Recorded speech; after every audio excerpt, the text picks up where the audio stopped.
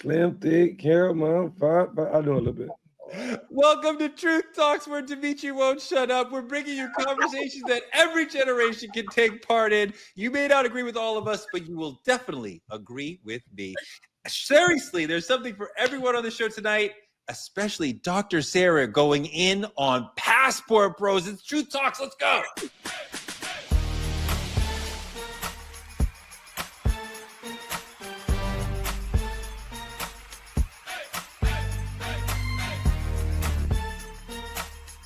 Are y'all ready to roll?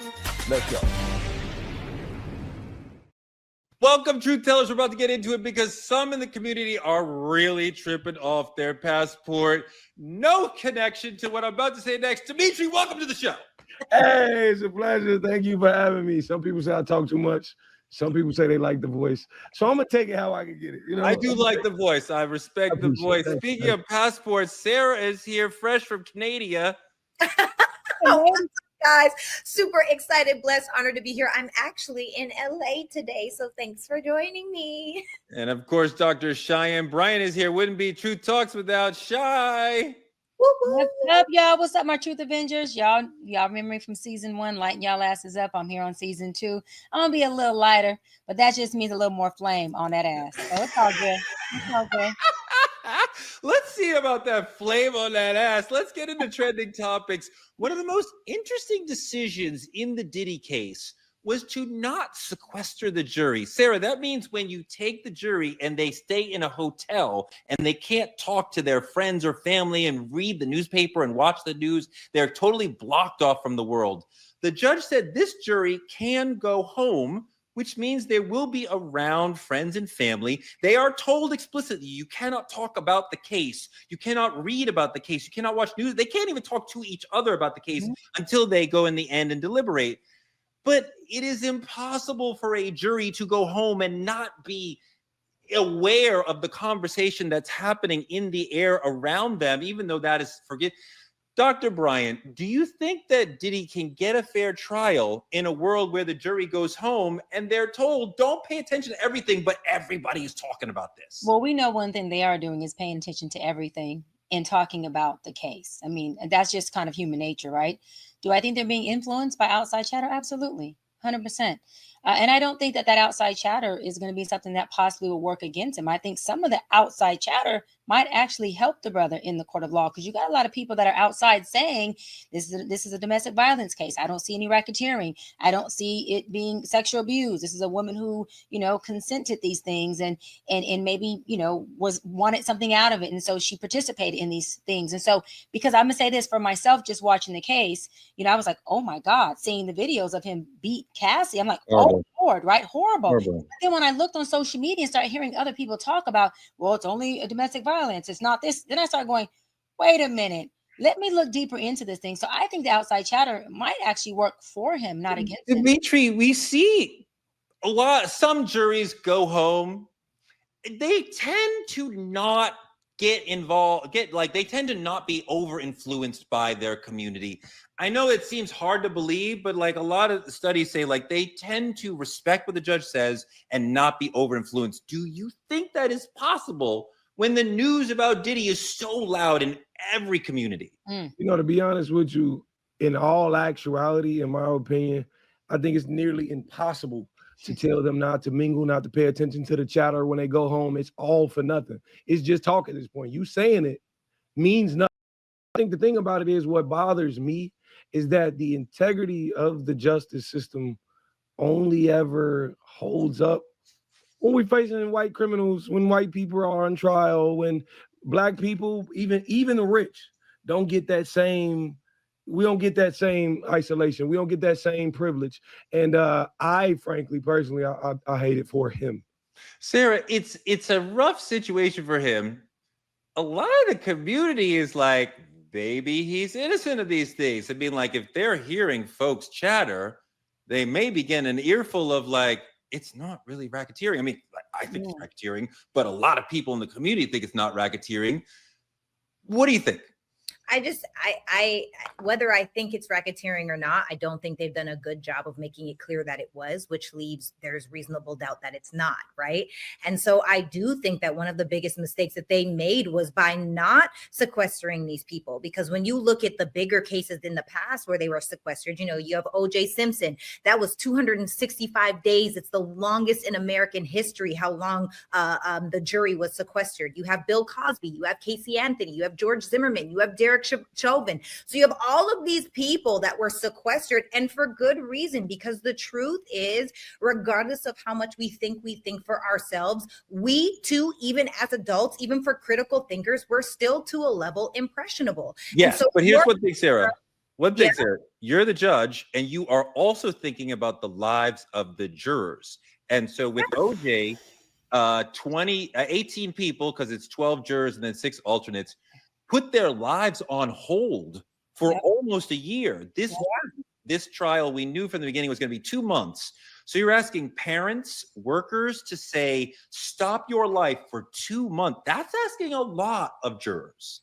Yeah, and it's asking them to do it for free at that. But I still think, regardless, if you want to give a man a fair shot, then the only way is to make sure that people are relying on their own thought process and not their partners when they lay down in the bed, or their girlfriends at work, or hearing the water cooler talk, right? This has been the thing that is forced down all of our throats since it started. I am tired of this case, to be completely honest. I don't even want to talk about it. So I'm so not tired of this circus that I can take another 8 weeks of this. But I, you know, you feel like if you're in the courtroom hearing everything, and you outside the courtroom are not hearing everything at all, I'm not even listening to you. I'm getting all the information. I'm seeing these people in real time, understanding how they, right? I mean, it's because all the things about tone and body language that reflect how we feel about a human being is speaking.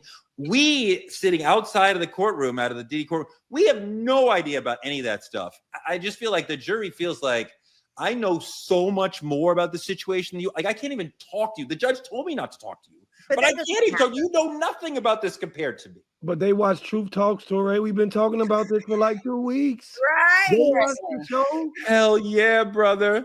Well, let me tell you somebody else who I think is going to be watching Truth Talks very soon, NBA Youngboy. Because Trump gave him a get out of jail free card. I guess Dr. Bryant would say he gave him on a reverse Uno card, and he's out of jail. Trump keeps pardoning black people. It's like the nicest thing he's done for black people all year. He gave a presidential pass to Larry Hoover, to others.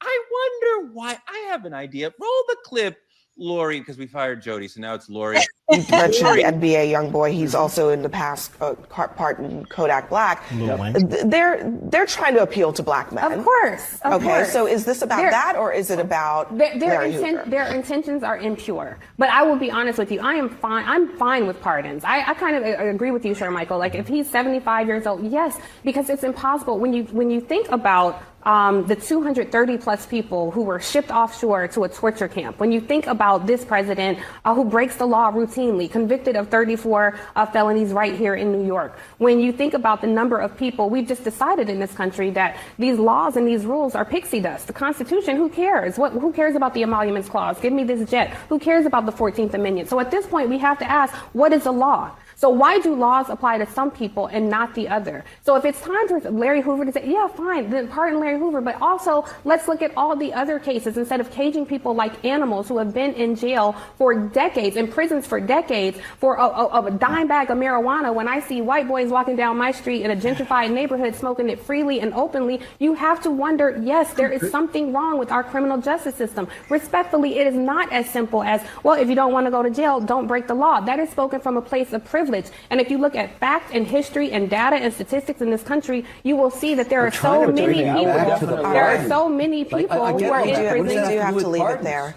Dimitri, I cannot express how much I love Tiffany Cross, who's a friend and a political warrior and always coming with the noise and the funk just like that. She brought up 2 issues. I want to decouple them and talk about one and then the other. Marijuana is second, right? First, are these pardons a plea to pull in black voters? Yes, they are. And there is a black pardon czar named Alice Johnson, who Trump pardoned in his first term, who is the one who is saying, hey, we should pardon this person. And these are politically chosen pardons to woo in Black voters, right? And I wish I felt like there was some genuine feeling of like, well, this person deserves to be pardoned because something wrong happened in their case.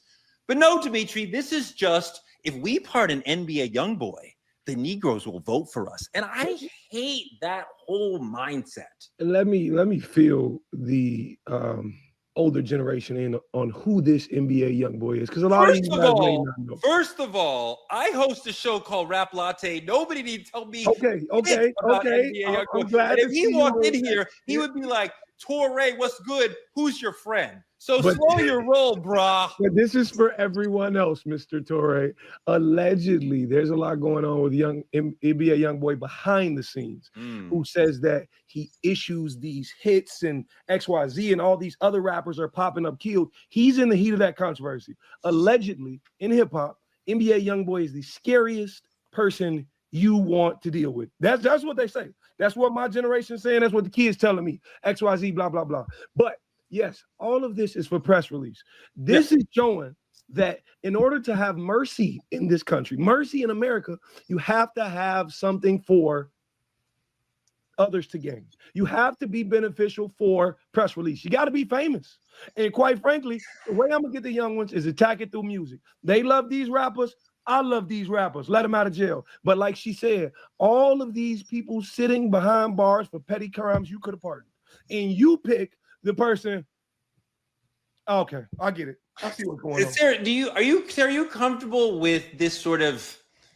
There's almost a bait and switch sort of thing happening when he's like, "Yeah, I pardoned NBA Youngboy. You Negroes love him, right?" And I mean, yes. And as Tiffany said, that's great to get people out of cages. On the other side, kill DEI, kill CRT, kill Black history. I mean, like, you were killing all Medicaid, all things that Black people need, but here's a shiny toy, NBA Youngboy free. Okay, so let's rewind and reverse and get some good information going on here, because we do know that he thanked the president for pardoning him. He released a statement thanking the White House and his lawyer, and he also was on house arrest for multiple weapons, assault, and drug charges, not murder, Dimitri. Just throwing that out there because you kind of insinuated a little bit. You're comfortable with him getting off here? Well, I'm just saying this happened in 2020 and he had his future was hanging in the balance. And so for me, I feel like, why not take a win when we get to take a win? Now, is him being on the street a win? I don't know. But Black men being pardoned is. If our president is also going out of his way to do certain things to get certain people. Are you into accountability? I'm all about accountability. But the truth is, taking accountability? this is what I know. I don't know this man. Okay. I don't know this man. I don't know anything about him. And so all I can say is I'm happy that our president is letting it's a Black man thing. Why not take a win when it's a win? Now it seems like an okey doke to me. Not to me. I want to see a win, acknowledge a win, love a win, speak a win, and feel the win. It's funny you say that. It's funny you say that, because I feel like if this was any other circumstances, you'd be telling people to stand up for what they're worth. In this situation, a man dangles something in your face and say, you guys should be happy with this, vote for me. And now you saying a win is a win? I didn't say nothing about vote for me. I'm not saying that. All I said was a Black man got pardoned. That's what I said. I didn't say, is he probably dangling? Yes. It could have changed the views and pursue people to go in that direction. Yes. But that's not me. Hold on, D. Much as I love to see y'all two fight, I do want to bring in Doc, and I want to broaden the question out to the other part of what Tiffany was talking about. Okay, great. Thank you for NBA Youngboy, but there are thousands and thousands of nonviolent marijuana offenders who are in prison and many states where that is now legal. I want them out. Fuck NBA Youngboy. You just said this is your friend, Tori. First of all, let me say this. He's a Black man. Let his ass out. Secondary, let me add this. Alice Walker, which is the woman who Kim Kardashian worked very hard to get pardoned. Alex Johnson. Right? Alex Johnson. Thank you, Tori. What I do like is that he has Alice taking lead on these pardons, and he also has Alice being a part of the one that kind of, lets the family know and part of the whole process. I love that. The thing that I know for sure, though, is this is prepping for 2028. Absolutely. Remember we talked about when I mentioned that Republicans strategize. Dems don't do well with that. So this is a Republican strategy to say one or two things. Let me be passive aggressive by taking away DEI, taking away the rights, taking away all this Black resources. But then let me go ahead and aggressively pardon Black people and tee up the Black community to say, look what I'm doing. While I put out videos that say, Black people have all these qualifications.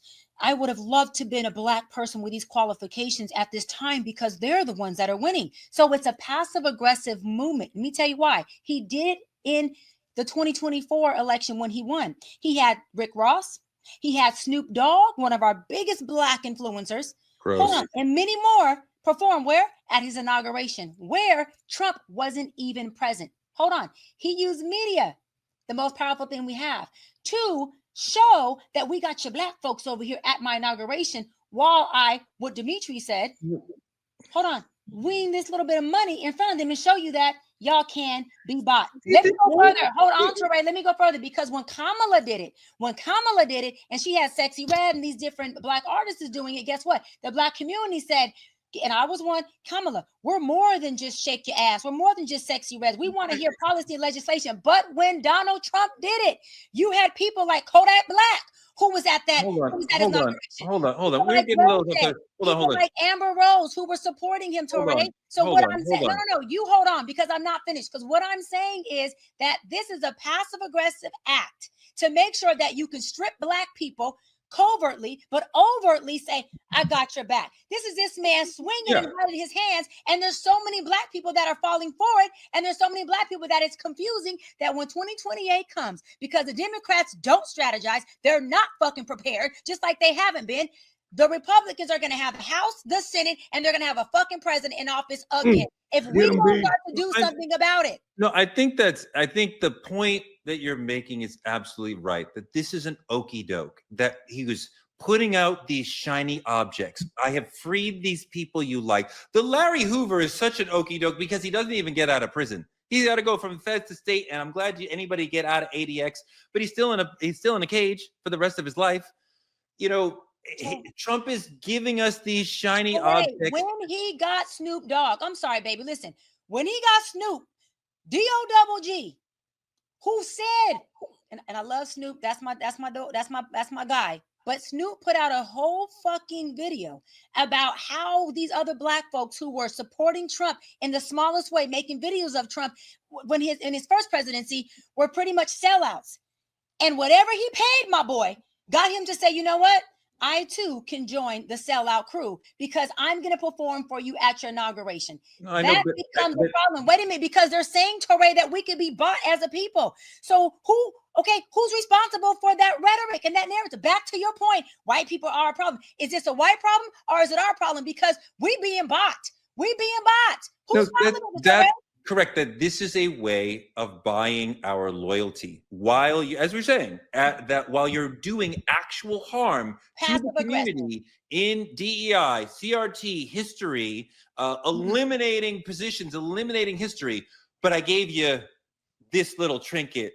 NBA Youngboy. But I gave you back, and I love my brothers. That's why I say, whoever can be pardoned that's Black, I'm all for it. But I gave you back a criminal. I'm not being fucked up. I'm being real. But I gave you back not the man who, like Tiffany said, who's selling weed on the block, because when we became legal, now Black market became illegal. So you got brothers who were making a living from that, and you letting white boys come into their neighborhood and put up a dispensary, taking away their money. Come on, this shit gets so deep, man. It's so deep. It pisses me off because, again, you got people who are lining up to say, well, he's doing this, and I want NBA. I want everybody out, okay? But when you're giving us back our criminals, and I'm not saying he's going to get out and do it again, but the repeat rate is pretty high, but you're not giving us back the brothers who you know can go into leadership positions, who you know can run for president against you, who you know will put you to shame. You're not doing that at all. So what you're doing is passive aggressively, you're punching us and you're hiding your hands because, to my point of what Kamala thought,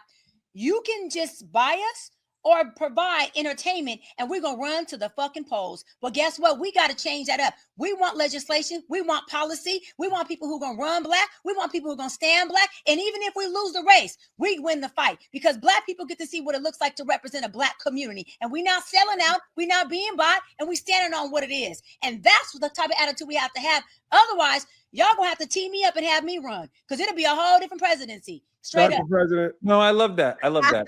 I hope that there is actually a fair election in 2028.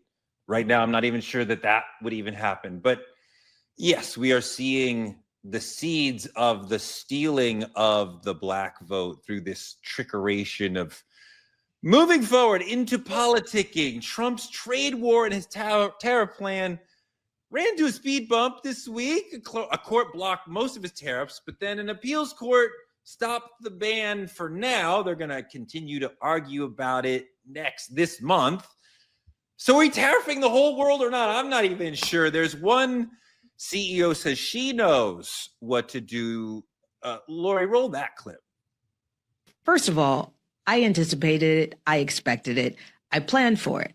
Why? Because the incoming administration told us very clearly what they were going to do. I mean, the entire time Trump was running this second time, he kept talking about tariffs.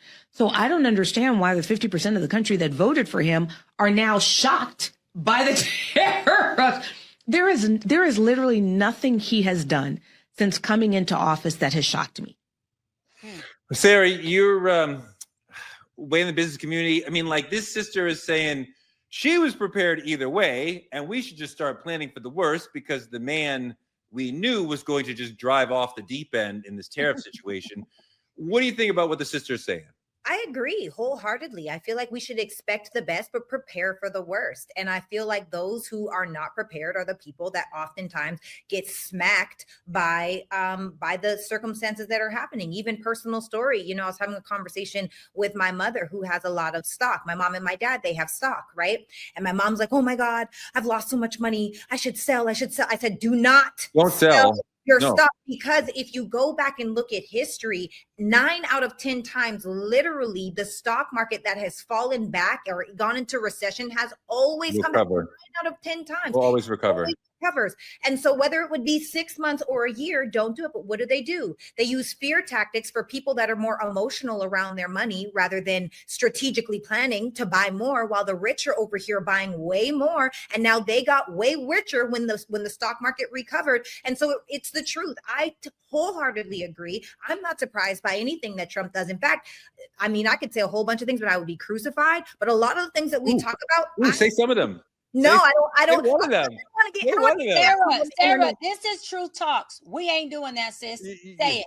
I'm gonna get canceled on the internet, but this is so. As an example, this whole deportation thing. I think by the end of the year, I think Trump will probably be able to say he's deported more people than Obama because he's using this fear tactic. I think this whole letting people out thing. He is so strategic inside of what he does, and then it raises another question. Well, okay, what if he does pardon the NBA guy? I don't even know his name because I don't know. NBA Youngboy. So he's been pardoned, right? Well, now what happens if he does start to pardon the men that are in prison because of marijuana? Well, now you have thousands of people that are grateful for him, will probably lean towards him because their freedom is because of him, because he pardoned them for something that is now legal. So I think that Trump, although he's an asshole, although he's a bigot, although he's a racist, one thing about him is he's very clear about what he does. And I think if we listen, we can jump ahead of the trend. I 1000% agree with Fawn Weaver. D.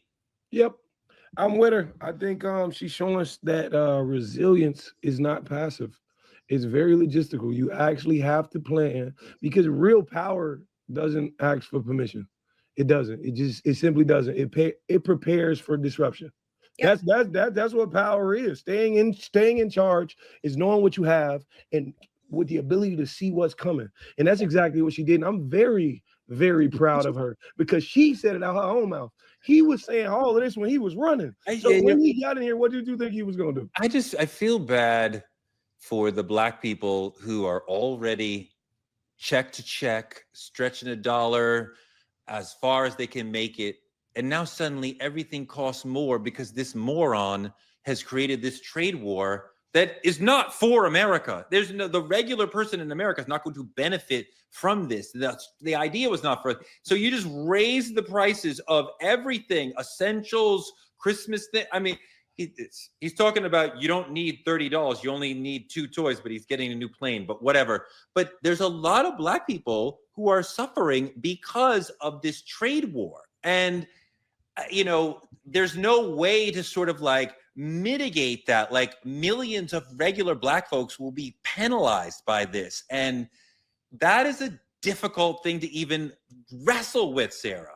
Yeah, I think sometimes even if you're living paycheck to paycheck, if you could muster up an extra $100 to either invest that or get what's necessary, because if you guys notice, mark my words, guys, mark my words, you've heard it said a thousand times. You know what Trump is talking about now?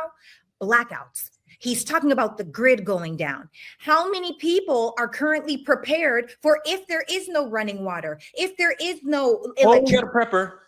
Pardon me? You got a prepper. It's a doomsday prepper. Right there, doomsday prepper.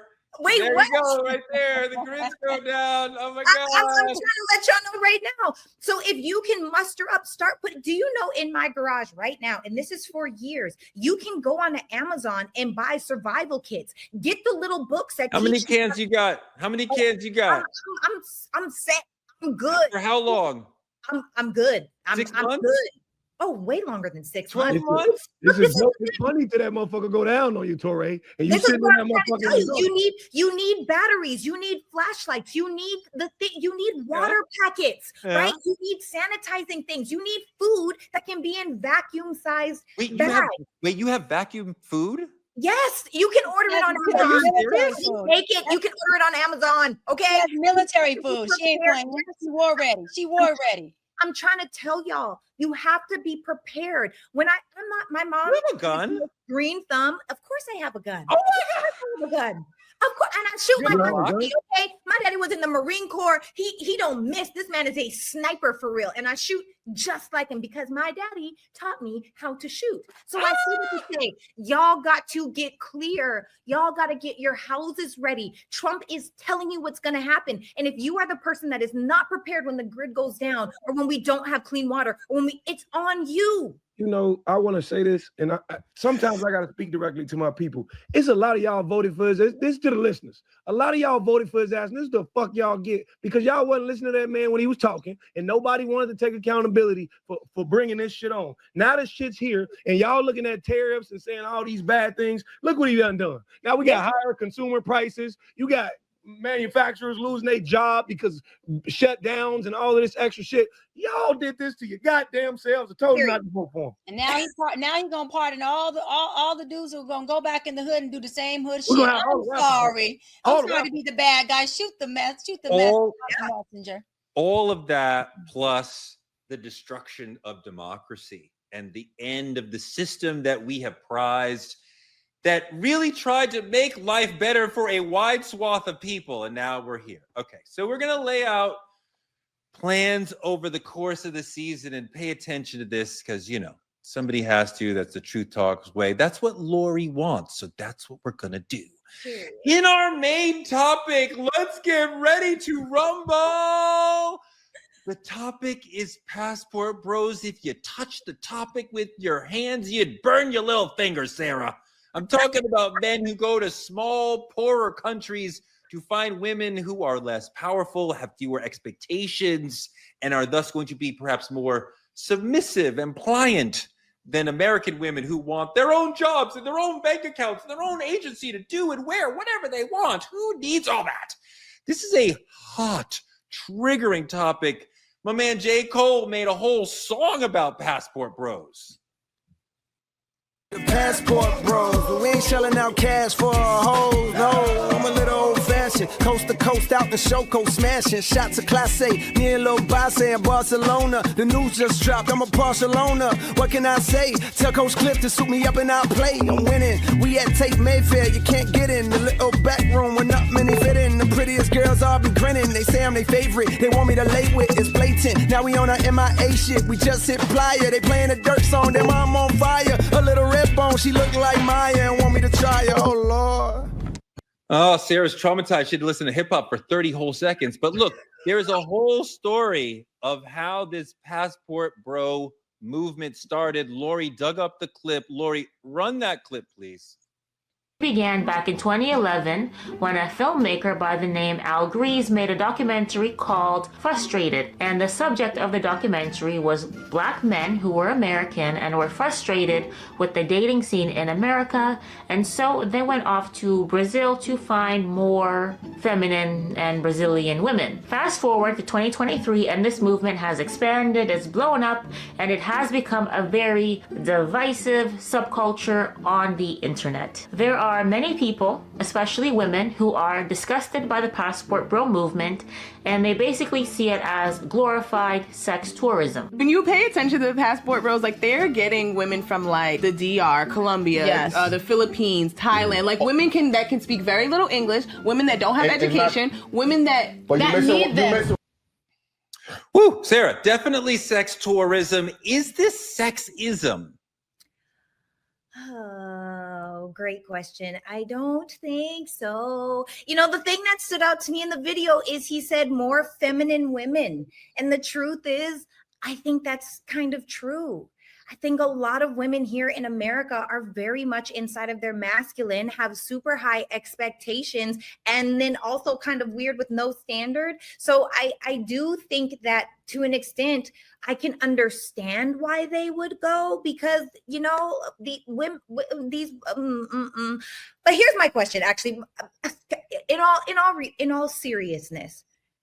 Because I also do feel like one of the things that they are not expecting for the passport bros that go overseas is they're not expecting to have to pay the bills of those women, because please believe they are expecting a man that is going to be a provider so they can be this softer domestic women. Why can't men be that way with American women? Well, first of all, their bills are about -3% to the comparison of the bills here in the U.S. That's one thing that men are doing. I have guy friends who frequent Colombia and DR because of they don't call themselves this, but obviously by definition, they're passport bros. And I even have a good friend who says once his son turns 18 and is done with high school and enters into college, that he's actually moving to Colombia and gonna find his wife and set up shop there because he said it's less expensive. He also said that not just men, but black men are very much in demand there. So if you're a black man from the States, they look at you as like, you know, you're this Michael Jordan of the men just from being in another country. And he did say that sex is easier. He said that the submission is there, and it really doesn't cost anything to care for these women because they are in third world countries most of the time. The cost of living is extremely low, and you can go there and really have a great quality of life for them. So there's a lot of men who I know personally who are doing it, and this is their thing. It does feel like a rejection of American women and a rejection of women who have agency and women who know, hey, I am equal to you and I should be, you know, have rights and law, all the thing equal. And like, if you're like, nah, I don't like that, you can go to a third world country and get a woman who's like, yeah, I don't mind being subordinate. I expect. I'm like, if I felt like you were genuinely like, I respect Brazilian culture, I just love those women and I want like that. But like, Dimitri, they're out here trying to get somebody who will do whatever they want. And I think that you're seeing like American women have demands. They want to be seen as full people. I don't want to do that. You know, I don't think the idea of it is lacking femininity. I don't think that's the problem and why men are running overseas, XYZ. In my opinion, there is nothing, and I mean nothing, revolutionary about chasing submission. There's nothing revolutionary about chasing submission in economically vulnerable places. Men do it, but is it okay? Men do it in America. They go where the weak women are. That's what they aim for, right? And now we saying, okay, they found even what do less. You mean by that? Look, so I'll give you an example. The thing about it is, there's places in America, and I ain't gonna call them out specific because people may frequent those that I may not. Right? There's places in America, say, where low vibrational people are, or people with low self-esteem might hang out. Let me tell you something. A man is not going to the gym to find one of these women who just gonna bow down to what he want to do. Why? Because that woman is in there on her own discipline. He understands. She knows her power. You mean trying to meet a woman like in AA who's in trouble, like that sort of thing? I'm talking all of it. I guarantee you, there's men victimizing women in these positions they are in life. So there's nothing new for me. This is not abnormal. Like, why wouldn't I go even further if I could? So the moment that man who will victimize that woman got that passport, he took off. And he said, hey, she gonna listen to whatever I say. But this is what he missing. I don't know if y'all remember this. I think it might have been on Delirious. I'm showing my age here, but it may have been on Foo. Yeah. Yes. Yeah. Correct. You know. Hey, yes, 100%. It's not new. Eddie Murphy joked about this 35 years ago. Y'all are funny, boy. The question is it okay? Lori found a clip for us about the hypocrisy that's implicit in this. Let me see that. Roles seem to be a high commodity nowadays, so let's just go ahead and get straight into it. These are the same men that you said you didn't want, didn't need, and they are broke. I'm gonna be honest, going overseas to travel frequently and live does not equate to broke. But then again, this just simply speaks to the delusion and hypocrisy of women. These men have been very clear in their message. They've said time and time again they want a wife, someone they can build with, start their family with, someone they can create a legacy with. What y'all heard was they wanted someone that they can control. Y'all minimize being a wife simply down to being a slave, even so much as telling those other women overseas that they're uneducated and practicing sex tourism. And in turn, a lot of y'all have took your degree and traded it in for an OnlyFans profile. Woo. See, Doc, that's what she's talking about. That you're not doing this because you want love or respect. You want somebody who's going to be underneath you and do what you want and be under your thumb. And I find that gross. I never set out to find a woman who would be underneath me. The notion was always like, it's going to be a partner emotionally, parentally, financially. It's not 50-50, Doc. I don't freak out. I just feel like we are like working together to like build a future together and like, not like Torrey gonna walk 3 steps behind me. That's what they want, Doc. But this is the thing, Torrey. What's wrong with somebody wanting what they want? We don't have to want it. It's a preference. If a man wants to go to Timbuktu to find him a wife who does Timbuk3, so be it. Hold on. You have women who say they want a husband who makes a certain amount of dollar amount. Who cares? Why are people so caught up in needing to agree or validate what people want or what brings them joy, happiness, or just satisfaction? It's not that. It's not that. I see nothing wrong with bros getting together with a passport, wanting to travel, whether they're just traveling to have a night of passion or they're traveling to meet a wife. I don't care, because those bros are not men who I'm looking to seek me or pursue me. I don't give a damn with them. This is my thing. Take your ass on over there. So it's less of you I got to deal with. I don't care. Now, if you're talking about a man approaching me or, us personally, a woman with you, and having that same desire, and it just doesn't fit you, and it's becoming a issue where they're projecting this, then you have a problem. Why do we have a problem with men doing whatever the hell they want to do? It's not our problem. This speaks to men hating women and wanting women to be with them, to have access to them sexually, without having to do something. These are American men who are used to American women who demand agency. And they say, no, I don't want that. I want a woman who won't demand agency. Lori, I want to put, there was another clip that Lori brought up. See, I'm so glad Dr. B got rid of Jody, because Lori's so much better. That showed a man going to another country and saying, I want you. And the woman going, well, are you going to provide for me? And so now you have to respect her, right? Because you have to give your earnings to her. So you're ready. And then he was like, oh, I don't know if I want to do all that. Like, however. Wait, there's women here in the States who do that. Why is everybody acting so naive to this? There's women in the States who do that. The only difference is, listen, when you travel, third world countries, cost of living is much cheaper. I have been to Belize and Dubai and India. Let's see the clip. Let's see the clip about exactly what you're saying. Lori, let's see that. The issue with modern men and modern women in the dating arena is that there are so many modern men that want traditional women without having to be traditional men. What am I talking about? Let me let him explain. And typically in an Arab household, the man usually is the provider financially. And that's just how it is. That is just something I wasn't prepared for. Most Arab women expect that. Just like most American people expect the woman to contribute half, or not half, But just contribute. but you're not dealing with an American woman. No, but she'd have to deal with some of my things though too. This was definitely not what I wanted to hear. I thought Moroccan women prioritize family over material things, and I was not anticipating that it would mean I have to be the sole provider for a household. I didn't sign up for this.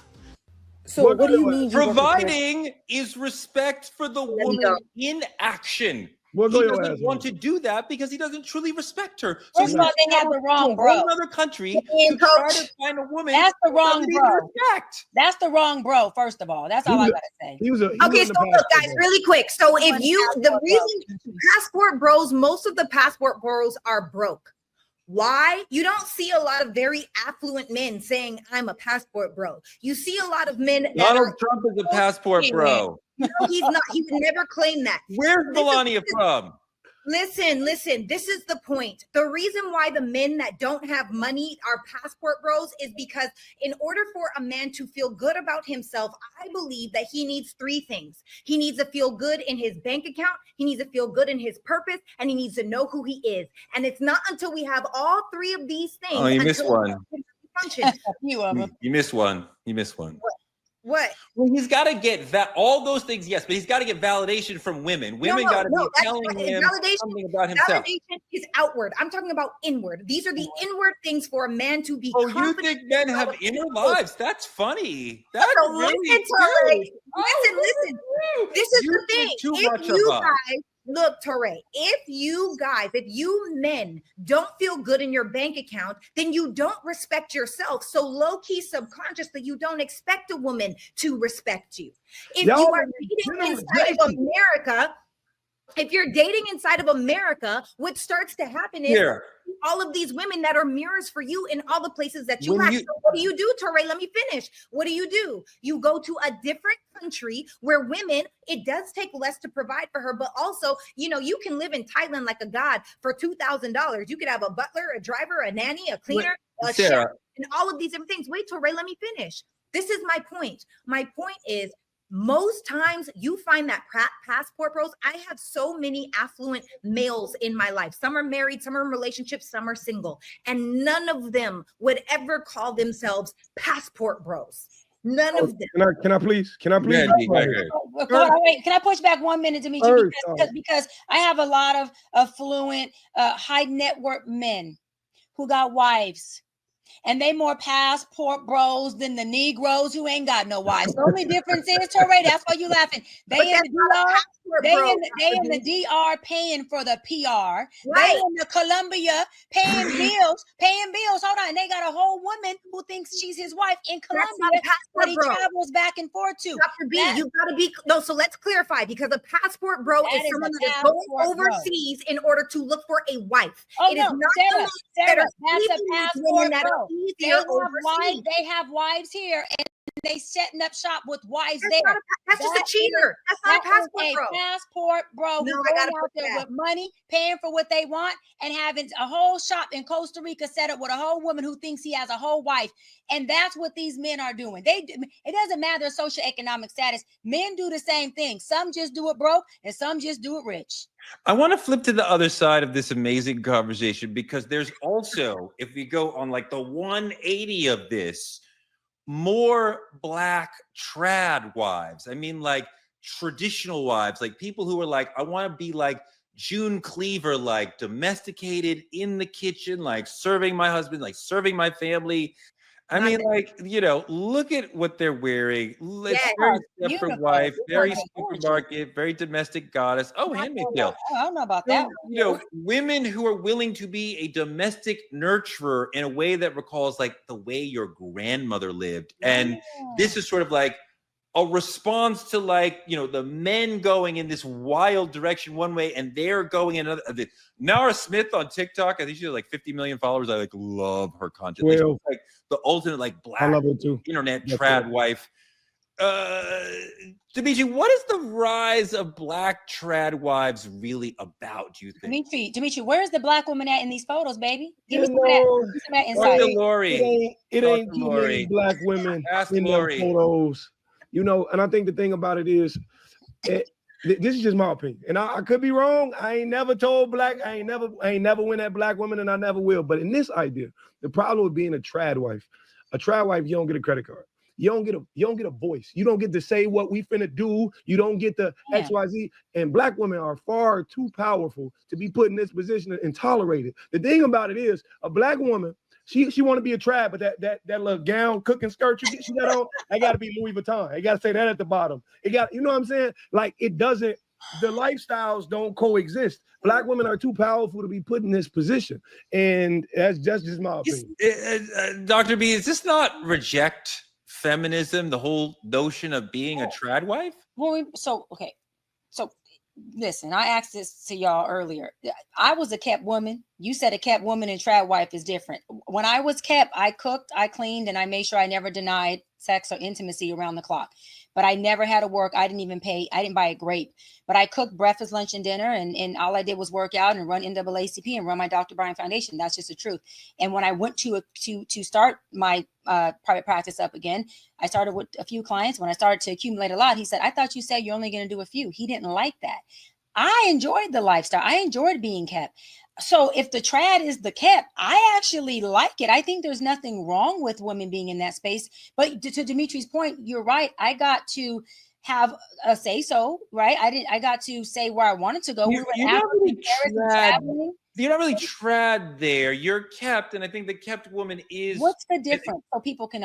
What's the difference? Trad is referring to the way that femininity or womanhood was like in the 1950s, when women really didn't have rights, and you're just in the kitchen, just being a domestic goddess. And like, look at the photos that Lori pulled up. Like, it's very traditional.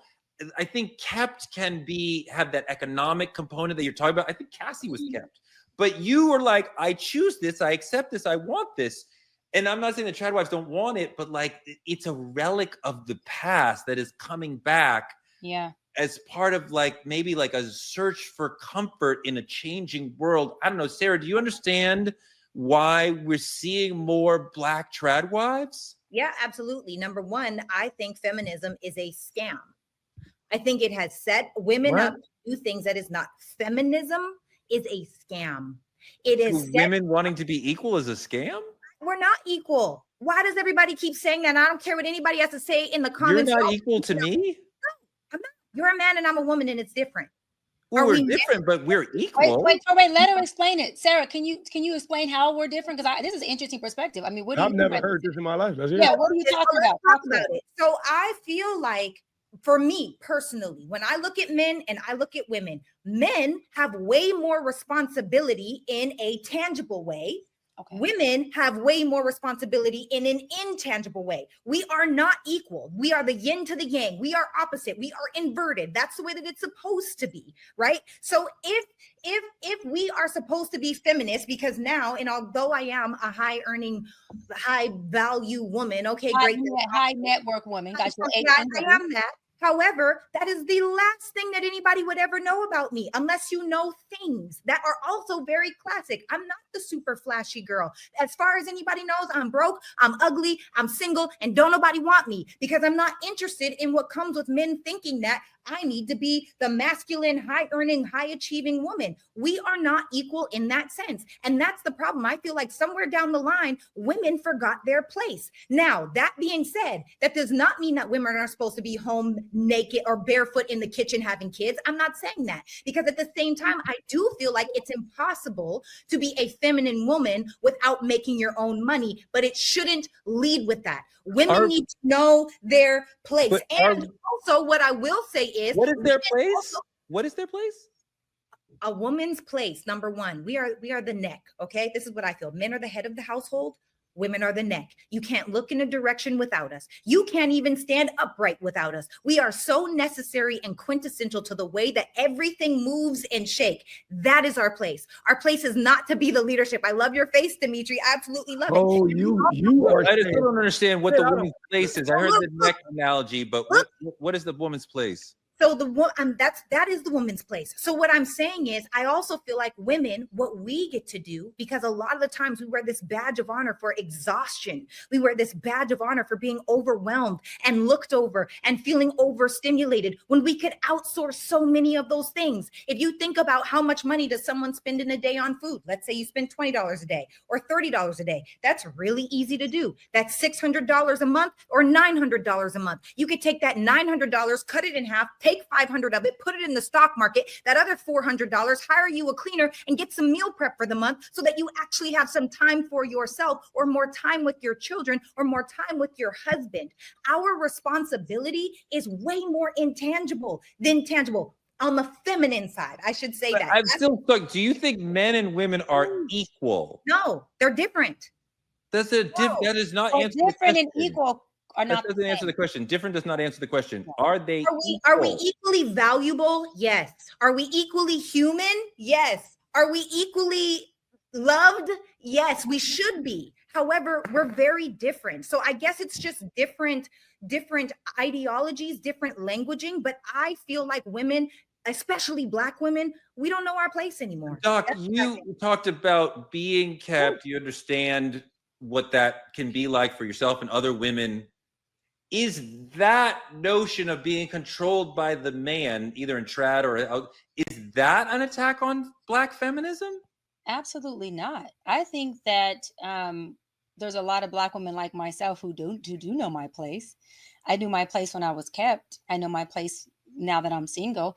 I know my position, and that position may change depending on the circumstance or the person who I'm in a relationship with or my goal.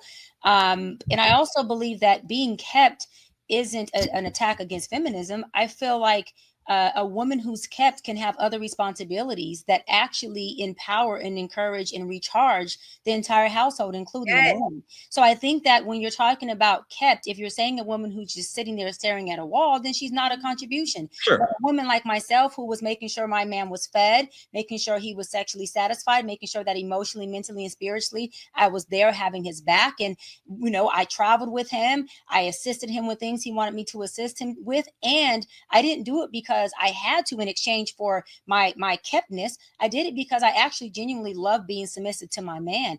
I am a hybrid. I'm alpha submissive. I'm alpha when it comes to the boardroom. I can be alpha here on True Talks at work, but at home, I am very naturally submissive. My love language, the way I love, is yes, baby, and yes, daddy. And if that's what you need, what do you need from me? I am a very much of a service woman who will have a voice if I need to apply boundaries. So when I think of a woman being kept, I think of a woman like, let's say myself. By the time I met my fiance at that time, I had all my degrees. I was already a doctor in private practice. I was president of NAACP. I was already a Democratic delegate elected official. I was a powerhouse woman. He just took me out of that element and said, baby, look, chill out. And I said, shit, this is a refuge, a safe space. I need a motherfucking break. I am going to relax, be kept, and keep the household. You were contributing so much to society, and you continue to. The NAACP continued, the foundation continued. But I feel like so much of what made you a powerhouse was, you agreed to it, but it's like it was pulled back. No. And you especially. That's true. Let me say something. No. When I was engaged to marry this man, in my mind, we were getting married, right? So when you're saying contribute to society, I was contributing to my internal society, which was my household, my husband. At that time was going to be my husband. I was going to have a family and kids with. So my job as a woman was to contribute to that household as well, so that my husband could be prepared and teed up, so that when I have these babies, I can be at home with my kids. So we can have a certain household that we shared. Our values were, let me go get the bread. Can you keep me well prepped and recharged as a woman? And then you can be at home with the kids until you decide to return to work. I was a professor at a law school at the master's level. I left to go to work one night and I said, oh my God, I really don't feel like, which we all do. We all do that about work. I was like, I really do not feel like going tonight. The best thing that I've ever heard a man say to me was what that man said. He said, baby, listen, you know you only going because you want to, because you don't have to go. Now, listen, what I'm saying is to have someone tell you that from a place of, I got you. So you're doing this because you want to, and I support if you want to, but I also support if you don't want to, because I have set up shop for you as my woman, meaning the things that you would naturally have to do as a single woman, you don't have to do when you're with me. That is actually teeing up and empowering a woman's femininity. That is actually putting a woman in a place to say, I am empowered to do whatever I want. Love on this man and stay home, or go out there and get it. Because he wasn't intimidated by my power, but I chose to take my power, split it up, and give it to a man who I do not regret doing that for, because that was a great time and a great season. D, Lori wants you to play one more video because there is another part of this whole passport thing that we haven't gotten to yet. Lori, run that. Nobody said anything when women were going to Dubai. We know why you were going. Nobody said anything when women were flying state to state getting flued out. We know what you were doing. Nobody said anything when Nigerian and Jamaican men needed green cards and y'all started falsifying marriage documents so you could drive your Range Rover with your red bottoms. Let's just call a spade a spade. Y'all wanted the option to go back to these men after the man that you really wanted was done dragging you through the mud. Woo! Dimitri, I can't believe I'm going to ask you this question in 2025, but what is a woman's place? Hey, listen, man, this whole little conversation that right there, I ain't like none of it. That's the thing about it is, and I'm gonna say it all the time because I'm a advocate for their love, because that's the love I truly desire in my lifetime. My parents kept it together in unity. It's a customized love. There's no pre-written rules for who's the head, who's the neck, none of that. Everything they did it together. It was equal voice and decision making, equal accountability, equal responsibility, equal right to be a human. When you need to just be a human, it was mutual respect. It wasn't about how much you brought into this household did not make you a man. You understand what I'm saying? It did not. It did not change my mother's perspective on how she saw her husband. When he couldn't work, she did. And then he gave her the option to work when he could. The thing about it is, I hate this narrative that there's a preset requisite for how you should operate in your relationship. And this is for everybody in the chat, because I see y'all going crazy right now. Please understand, you're going to do it for what works best for you. That's all you trying to accomplish. If you want to be a stay-at-home wife and you want to be kept, or you want to be whatever you want to do, if it works for you, you do that. But if you love somebody, you're not going to change how you see them because of circumstances. I appreciate what you said about your parents' dynamic. And, my parents' dynamic was incredible. It was somewhat traditional in that my father worked and my mother did not. And she's not trad, but she was at home. Yeah. But he showed her so much respect. He listened to her. He led, but he would listen to her. He would make sure to show us how tender he was with her, and he would just be sensitive with her and treat a woman differently, but with love and concern and caring and and not arguing with her. That's the whole thing where they would if they had a fight, if they had a disagreement, they would forget it right away. So it would just. And I want to add to one thing Torrey said, Sarah, and I'll tag you in. One thing you said,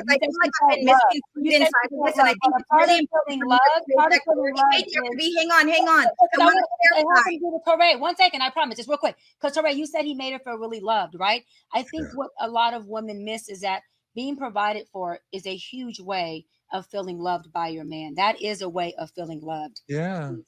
So what I was going to say was, inside of the dynamic of what I've seen, when I say know your place, I mean know your place. It is individually customized. When my dad injured himself and only had disability money coming in, my mom was still cooking every meal. My mom was still taking care of my dad. My mom was still working. All of these things to make sure that we weren't homeless. So inside of what I'm really trying to say is, women, because I do feel like we, especially as Black women, some of us, not all of us, but some women have gotten away from taking care of our man in an intangible way. It is a very transactional society. It is very much, what have you done for me lately? And it is very much high levels of entitlement. That's what I'm saying. I'm not saying I've only ever seen a good example from my parents. I've only ever seen ride or die, which is me. And, my mom was not a stay-at-home mom. My dad was not a stay-at-home dad, but I've seen functional relationships. And so I feel like we get to create our own lane of what it looks like. But I do think inside of your relationship, you have to know your place. No, and for me, I don't know what the place is though. You keep saying the place and the next. What is your place?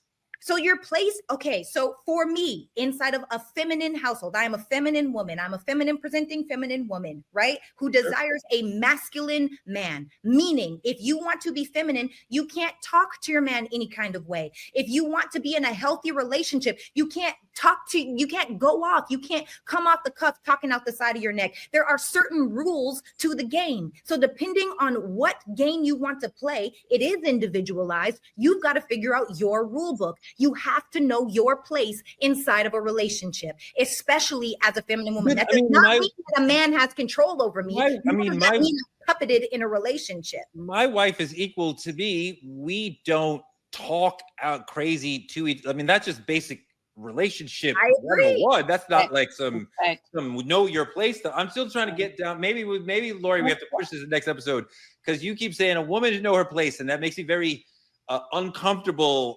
and understanding the place that women have had historically in this country. And I'm like, well, what do you mean specifically? And I'm like, we're not quite getting to what you mean. I mean, in my life, we have seen this rise of women into positions of power, into positions of agency, into being forces in this country. And I see with the passport bros, men who are saying, I want no part of that. I want the weakest woman I can find. And I'm like, that's lame. Yeah, but I think what she's saying is that that she's saying, to your point, that there are women who have agency now, who have power, who are educated, successful. But even though you have all those things, there is still a healthy dynamic when a woman is in a relationship with a man who are doing all of those providing and loving and respecting things. She's saying that, don't come into it and pretty much strong arm and use your power against that. You have that hybridness of knowing how to submit and still respecting him. Kind of like Dimitri said, no matter what dollar amount his father made, mama still knew who daddy was. Mama still knew who papa was. And the beauty of it is, like Dimitri said, my only place I know for me as a woman is if you're taking full care of me, partial care of me, whatever it is, and I'm with you, if you fall short, I just want daddy to know, baby got your back. That is the role that I know is my position. Anything else, it does kind of shift because you don't know what circumstance comes. So you can't really, both of you put a role on anybody.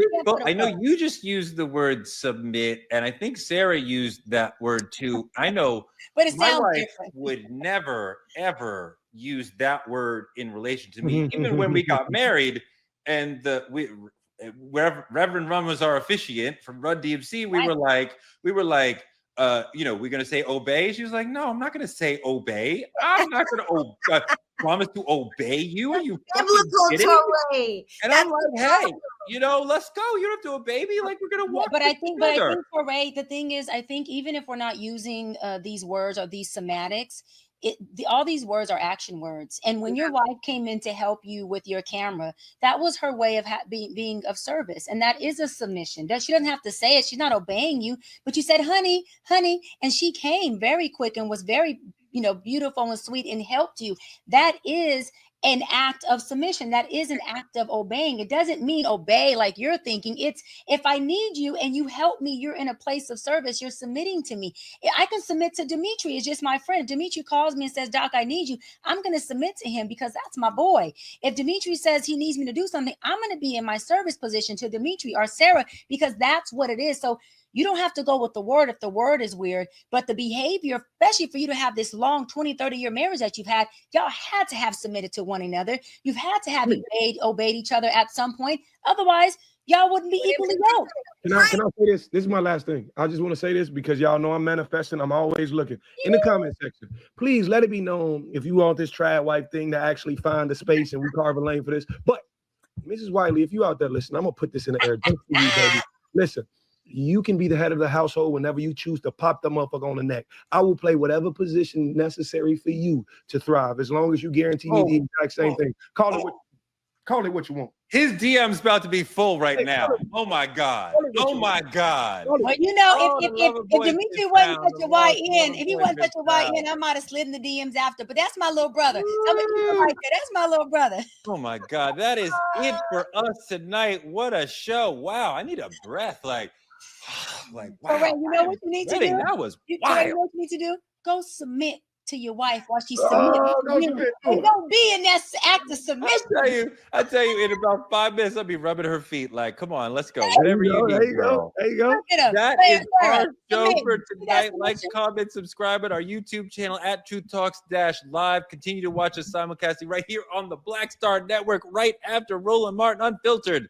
Support us by advertising with Truth Talks and reach the 10 million folks who are in our viewing audience every day on social platforms. Small business and influencers, partner with us by visiting truthtalkslive.com and become a VIP member of the Lost Lover Boy Truth Lounge. What's really good? Come on, man. Come bring them on. Tell them what. Come on.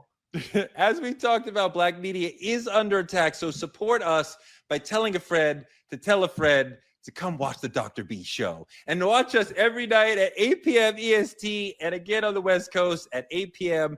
PST. Next week, Attorney Ariva Martin, Judge Lauren Lake. We'll be back every night at 8 p.m.